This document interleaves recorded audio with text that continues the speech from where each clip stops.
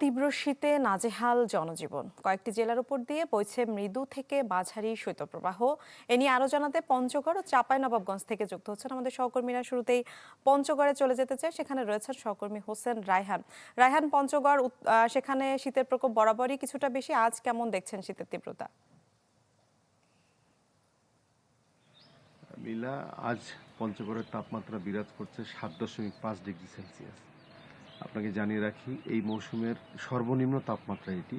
গত ডিসেম্বর মাসে 11 তারিখে তাপমাত্রা নেমেছিল 8.9 ডিগ্রিতে, কিন্তু এই জানুয়ারির এই প্রথম সপ্তাহে যে আজকের যে তাপমাত্রা, সেটি বাংলাদেশের সর্বনিম্ন তাপমাত্রা বলে আবহাওয়া আমাকে জানিয়েছে। এবং সকাল 9টায় যে তাপমাত্রা নির্ণয় করা হয় চূড়ান্তভাবে,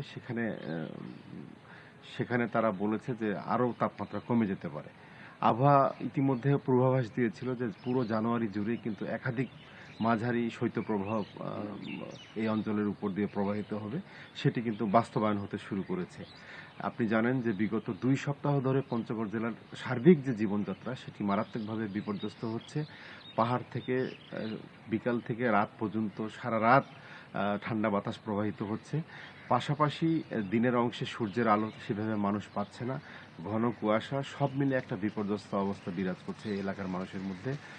যারা কর্মজীবী মানুষ, তারা পড়েছে বিপাকে। এছাড়াও শিশু এবং বয়স্ক মানুষরা প্রতিদিন হাসপাতালে নানা রকম শীতজনিত রোগে আক্রান্ত হয়ে ভর্তি হচ্ছে। আবহাওয়া অফিস বলেছে এই পরিস্থিতির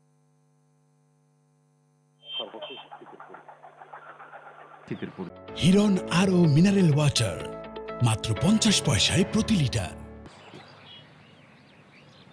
জি রায়হান, ধন্যবাদ আপনাকে। এবারে আমরা চাঁপাইনবাবগঞ্জে চলে যেতে চাই, সেখানে রয়েছেন সহকর্মী আনোয়ার হোসেন। আনোয়ার। হ্যাঁ লীলা, চলতি মৌসুমে গত এক সপ্তাহ ধরে চাপানগঞ্জের শীত ধীরে ধীরে বাড়তে শুরু করেছে। বলা যায় এখন শীত পুরোপুরি দেখে বসেছে জেলায়। জানুয়ারি মাসের শুরু থেকে আমরা যেমনটি লক্ষ্য করছি যে জেলার তাপমাত্রা 9 থেকে 10 ডিগ্রি সেলসিয়াসের মধ্যে ওঠানামা করছে।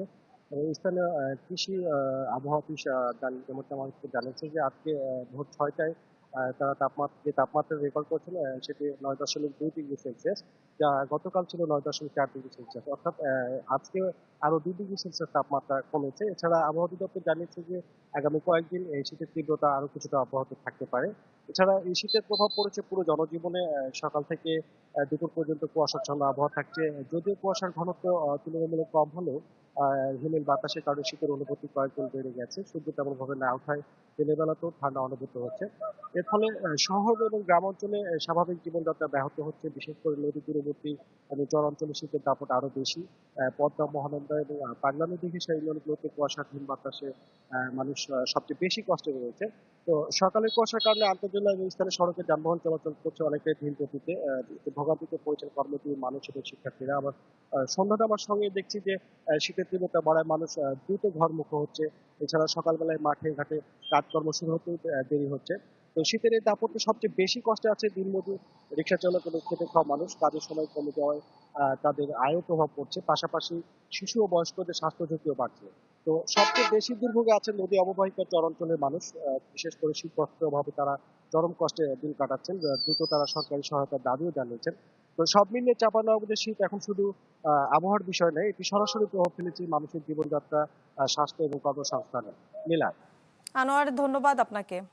দর্শক, কয়েক জেলার উপর দিয়ে মৃদু থেকে মাঝারি শৈত্যপ্রবাহ বয়ে চলেছে, এ বিষয়ে জানাতে পঞ্চগড় ও চাঁপাইনবাবগঞ্জ থেকে যুক্ত হয়েছিলেন আমাদের সহকর্মীরা।